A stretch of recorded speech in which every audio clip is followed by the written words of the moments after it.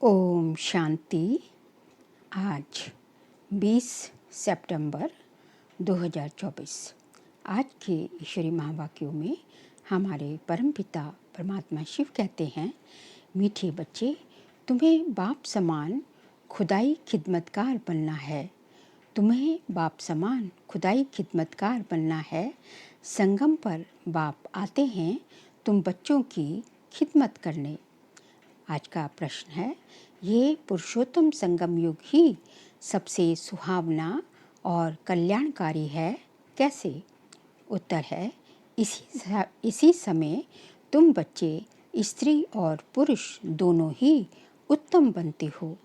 ये संगम युग है ही कलयुग अंत और सतयुग आदि के बीच का समय। इस समय ही भगवान तुम बच्चों के लिए ईश्वरीय यूनिवर्सिटी खोलते हैं, जहाँ तुम मनुष्य से देवता बनते हो।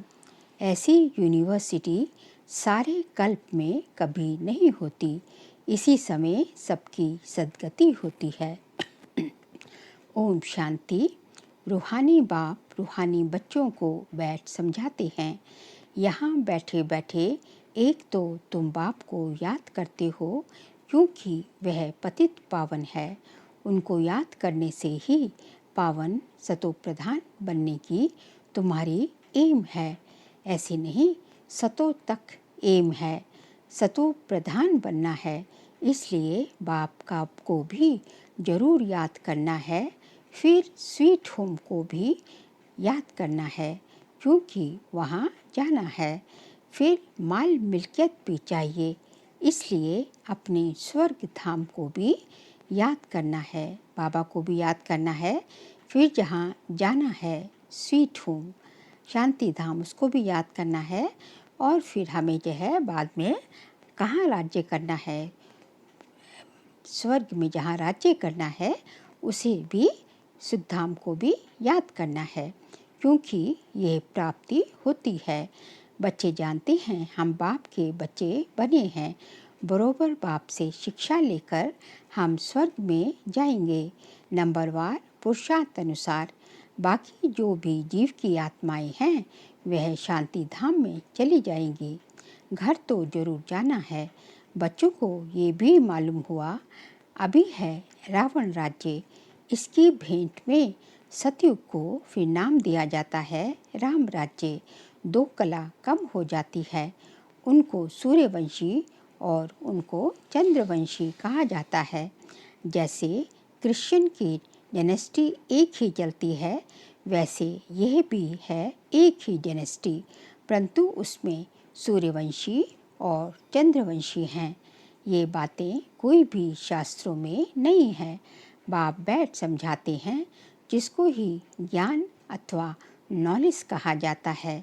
स्वर्ग स्थापन हो गया, फिर नॉलेज की दरकार नहीं। ये नॉलेज बच्चों को पुरुषोत्तम संगम युग पर ही सिखलाई जाती है। तुम्हारे सेंटर्स पर व म्यूज़ियम में बहुत बड़े बड़े अक्षरों में जरूर लिखा हुआ हो कि बहनों और भाइयों, ये पुरुषोत्तम संगम युग है, जो एक ही बार आता है। पुरुषोत्तम संगम युग का अर्थ भी नहीं समझते हैं, तो ये भी लिखना है कि कलयुग अंत और सतयुग आदि का संगम ये पुरुषोत्तम संगम युग है। तो संगम युग सबसे सुहावना और कल्याणकारी हो जाता है। बाप भी कहते हैं, मैं पुरुषोत्तम संगम युग पर ही आता हूँ। तो संगम युग का अर्थ भी समझाया है।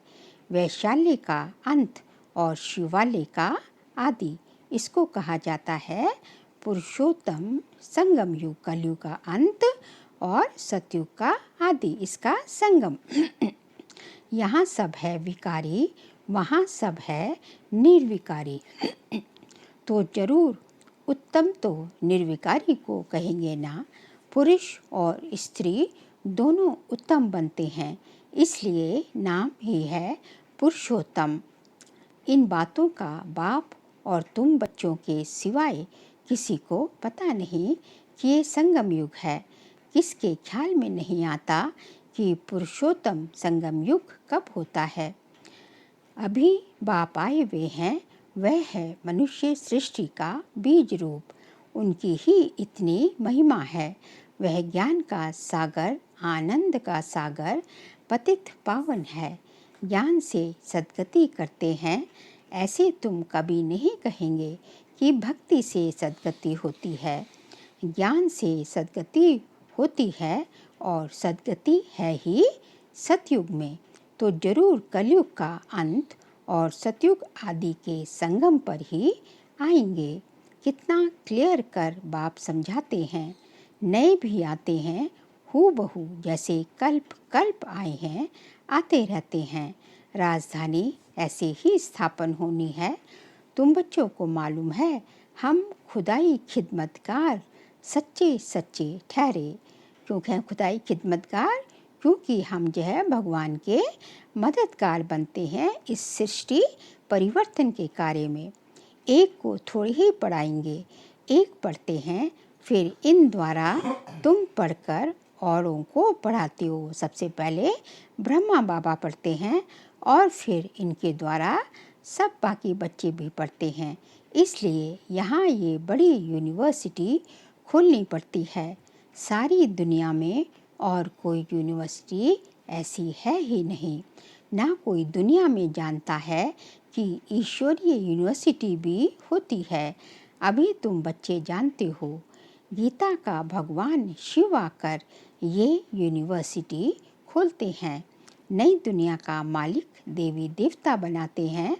इस समय आत्मा जो तमो प्रधान बन गई है, फिर उसको ही सतो प्रधान बनना है। इस समय सब तमो प्रधान है ना। भल कई कुमार भी पवित्र रहते हैं, कुमारियाँ भी पवित्र रहती हैं, सन्यासी भी पवित्र रहते हैं, परंतु आजकल ये पवित्रता वह पवित्रता नहीं है। पहले पहले जब आत्माएं आती हैं तो वह पवित्र रहती हैं, फिर अपवित्र बन जाती हैं। क्योंकि तुम जानते हो, सतो प्रधान सतो रजो तमो में सबको पास होना होता है। अंत में सब तमो प्रधान बन जाते हैं। अभी बाप सम्मुख बैठ समझाते हैं। ये झाड़ तमो प्रधान जड़ जड़ीभूत अवस्था को पा गया है, पाया हुआ है। क्या कौन सा झाड़? कल्प वृक्ष रूपी झाड़, सृष्टि चक्र सृष्टि रूपी झाड़ जो है, अभी बिल्कुल जो है इसकी जो है जड़ जड़ीभूत अवस्था है कि अभी गया का गया, पुराना हो गया है ना, तो जरूर इनका विनाश होना चाहिए। ये है वैरायटी धर्मों का झाड़। इसलिए कहते हैं विराट लीला। कितना बड़ा बेहद का झाड़ है। वह तो जड़ झाड़ होते हैं, जो दूसरे वृक्ष रूपी झाड़ होते हैं वो तो जड़ होते हैं। जो बीज डालो वह झाड़ निकलता है। यह फिर है वैरायटी धर्मों का वैरायटी चित्र है। सब मनुष्य, परंतु उनमें वैरायटी बहुत है। इसलिए विराट लीला कहा जाता है। सब धर्म कैसे नंबरवार आते हैं ये भी तुम जानते हो। सबको जाना है, फिर आना है। अभी जाना है कहाँ? शांति धाम। और फिर आना है कहाँ? सुख धाम, या अपने अपने नंबर के हिसाब से नीचे उतरना है। ये ड्रामा बना बनाया है भी कुदरती ड्रामा। कुदरत ये है जो इतनी छोटी सी आत्मा अथवा परमात्मा में कितना पार्ट भरा हुआ है। परमात्मा को मिलाकर परमात्मा कहा जाता है। तुम उनको बाबा कहते हो, क्योंकि सभी आत्माओं का वह सुप्रीम बाप है ना। बच्चे जानते हैं आत्मा ही सारा पाठ बजाती है। मनुष्य ये नहीं जानते। वह तो कह देते आत्मा निर्लेप है। वास्तव में ये निर्लेप शब्द ही रॉन्ग है। ये भी बड़े बड़े अक्षरों में लिख देना चाहिए कि आत्मा निर्लेप नहीं है। आत्मा ही जैसे जैसे अच्छे व बुरे कर्म करती है तो ऐसा वे फल पाती है। बुरे संस्कारों से पतित बन पड़ती है, तब तो देवताओं के आगे जाकर उनकी महिमा गाते हैं। अभी तुमको 84 जन्मों का पता पड़ गया है और कोई भी मनुष्य नहीं जानता। तुम उनको 84 जन्म सिद्ध कर बतला सकते हो। क्या शास्त्र सब झूठे हैं? क्योंकि सुना है मनुष्य 84 लाख योनियाँ लेते हैं। अभी बाप बैठ समझाते हैं, वास्तव में सब शास्त्रमयी शिरोमणि है ही गीता। गीता जो सब शास्त्रों का माई बाप है। बाप अभी हमको राजयोग सिखला रहे हैं जो 5000 वर्ष पहले सिखलाया था। तुम जानते हो हम पवित्र थे, पवित्र गृहस्थ धर्म था। अभी इनको धर्म नहीं कहेंगे। अधर्मी बन पड़े हैं अर्थात विकारी बन गए हैं। इस खेल को तुम बच्चे ही समझ गए हो। ये बेहद का ड्रामा है जो हर 5000 वर्ष के बाद हूबहू रिपीट होता रहता है। लाखों वर्षों की तो बात ही नहीं। ये तो जैसे कल की बात है। तुम शिवालय में थे, आज वैशाल्य में हो और फिर कल शिवालय में होंगे। शिवालय मतलब सतयुग में, स्वर्णिम युग, स्वर्ग में, और वैशाल्य मतलब कलयुग में। तो आज वैशाल्य में, कल सतयुग में होंगे और फिर जो है आगे अगले कल में वैशाल्य में होंगे। सतयुग को कहा जाता है शिवालय, त्रेता को सैमी कहा जाता है। इतने वर्ष वहाँ रहेंगे, पुनर्जन्म में तो आना ही पड़ता है। इनको कहा जाता है रावण राज्य। तुम आधा कल्प पतित बने हो। अब बाप कहते हैं गृहस्थ व्यवहार में रहते कमल फूल समान पवित्र बनो। कुमार और कुमारियाँ तो हैं ही पवित्र। उन्हों को फिर समझाया जाता है ऐसे गृहस्थ में फिर जाना नहीं है जो फिर पवित्र होने का पुरुषार्थ करना पड़े। भगवान वाच है कि पावन बनो, तो बेहद के बाप का मानना पड़े ना। तुम गृहस्थ व्यवहार में रहते कमल फूल समान रह सकते हो, फिर बच्चों को पतित बनने की आदत क्यों डालते हो? जबकि बाप 21 जन्मों के लिए पतित होने से बचाते हैं। इसमें लोकलाज, कुल की मर्यादा तो छोड़नी पड़े। ये है बेहद की बातें। बैचलर्स तो सब धर्मों में बहुत रहते हैं, परंतु सेफ्टी में रहना जरा मुश्किल होता है। फिर भी रावण राज्य में रहते हैं ना। विलायत में भी ऐसे बहुत मनुष्य शादी नहीं करते, फिर पिछाड़ी में कर लेते हैं कंपेनियनशिप के लिए। क्रिमिनल आई से नहीं करते हैं, कम साथी की कंपेनियनशिप के लिए करते हैं। ऐसे भी दुनिया में बहुत होते हैं, पूरी संभाल करते हैं। फिर जब मरते हैं तो कुछ उनको देकर जाते हैं, कुछ धर्माऊ लगा देते हैं, ट्रस्ट बनाकर जाते हैं। विलायत में भी बहुत बड़े बड़े ट्रस्ट होते हैं जो फिर यहाँ भी मदद करते हैं। यहाँ ऐसा ट्रस्ट नहीं होगा जो विलायत को भी मदद करे। यहाँ तो गरीब लोग हैं, क्या मदद करेंगे? वहाँ तो उन्हों के पास पैसे बहुत हैं। भारत तो गरीब है ना। भारतवासियों की क्या हालत है? भारत कितना सरताज था, कल की बात है। खुद भी कहते हैं कि 3000 वर्ष पहले पैराडाइज था। बाप ही बताते हैं। तुम जानते हो बाप कैसे ऊपर से नीचे आते हैं पतितों को पावन बनाने। वह है ही ज्ञान का सागर, पतित पावन, सर्व का सद्गति दाता, अर्थात सबको पावन बनाने वाला।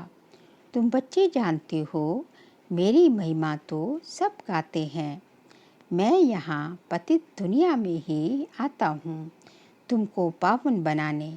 तुम पावन बन जाते हो तो फिर पहले पहले पावन दुनिया में आते हो, बहुत सुख उठाते हो, फिर रावण राज्य में गिरते हो।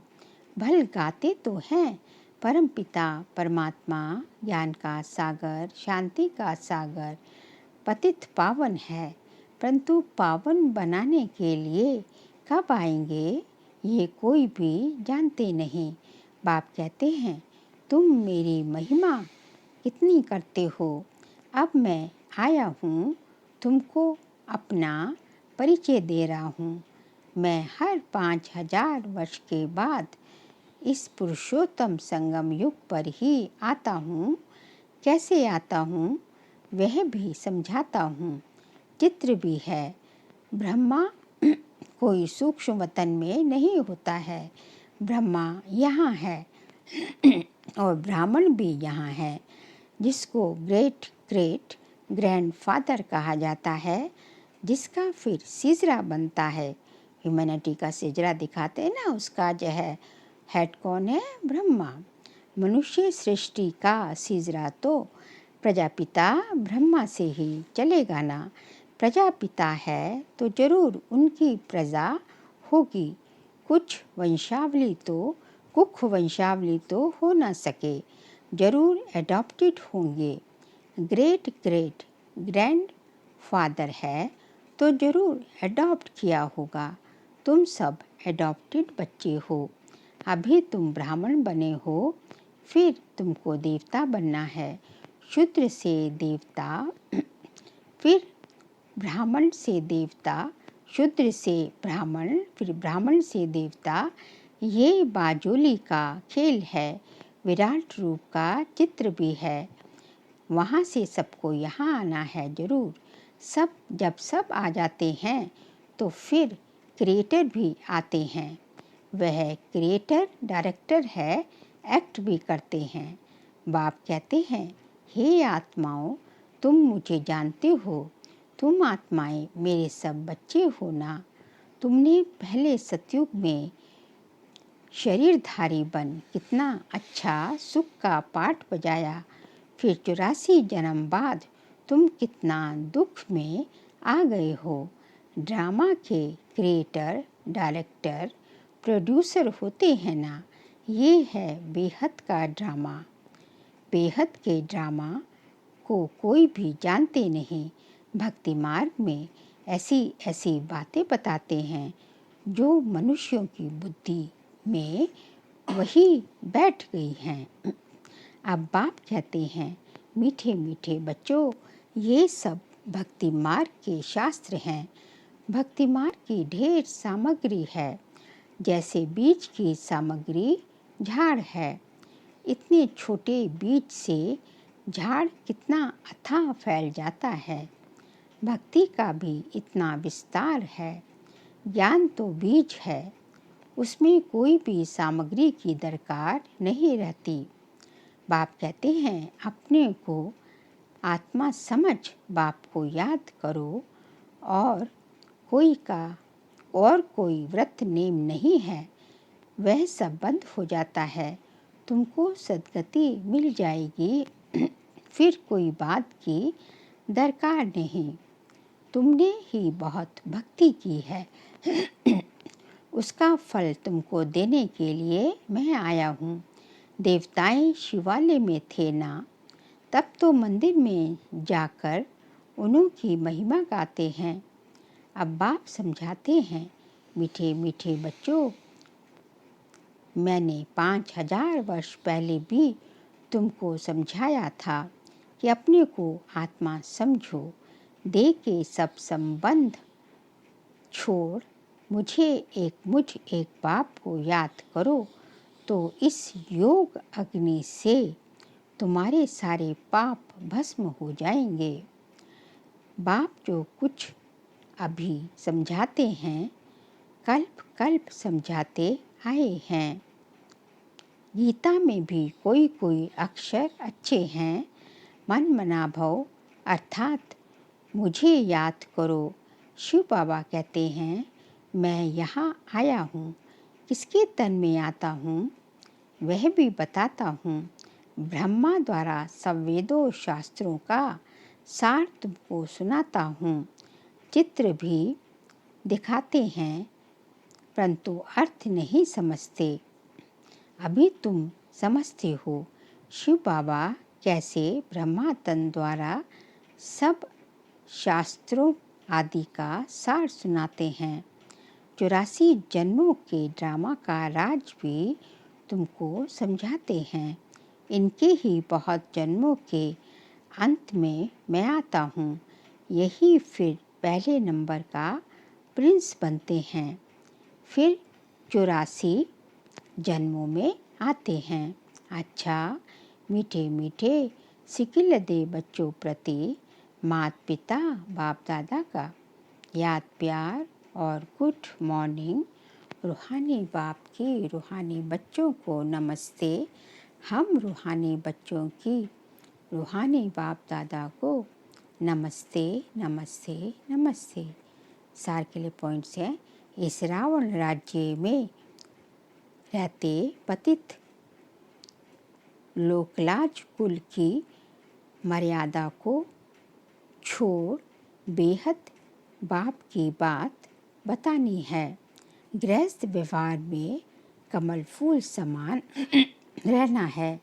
इस वैरायटी विराट लीला को अच्छी तरह समझाना है। इसमें पाठ बजाने वाली आत्मा निर्लेप नहीं है, अच्छे बुरे कर्म करती और उसका फल पाती है। इस राज को समझाकर श्रेष्ठ कर्म करने हैं। आज का बाबा का वरदान है, बाप के संस्कारों को अपने ओरिजिनल संस्कार बनाने वाले शुभ भावना शुभकामनाधारी भव। बाप के संस्कारों को अपने ओरिजिनल संस्कार बनाने वाले शुभ भावना शुभकामनाधारी भव। अभी तक कई बच्चों में फीलिंग के किनारा करने के, पर चिंतन करने व सुनने के भिन्न भिन्न संस्कार है, जिन्हें कह देते हो कि क्या करें, मेरे ये संस्कार हैं। ये मेरा शब्द ही पुरुषार्थ में ढीला करता है। ये रावण की चीज़ है, मेरी नहीं। लेकिन जो बाप के संस्कार हैं वही ब्राह्मणों के ओरिजिनल संस्कार हैं।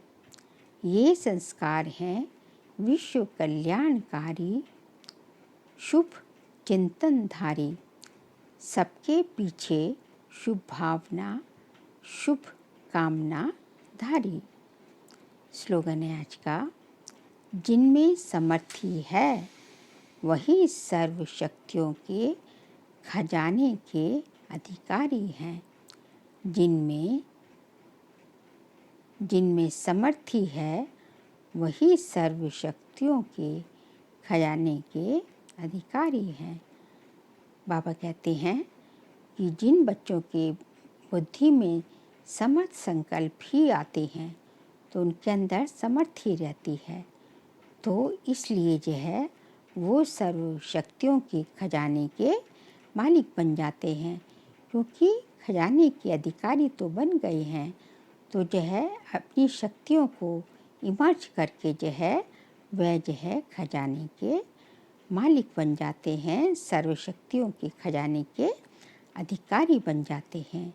इसलिए ज़रूरत है अपने पॉजिटिव संकल्पों द्वारा, अपने जो है अच्छे संकल्पों द्वारा, एलिवेटेड संकल्पों द्वारा समर्थ का खाता बढ़ाना है और व्यर्थ का खाता ख़त्म करते जाना है। अच्छा, ओम शांति।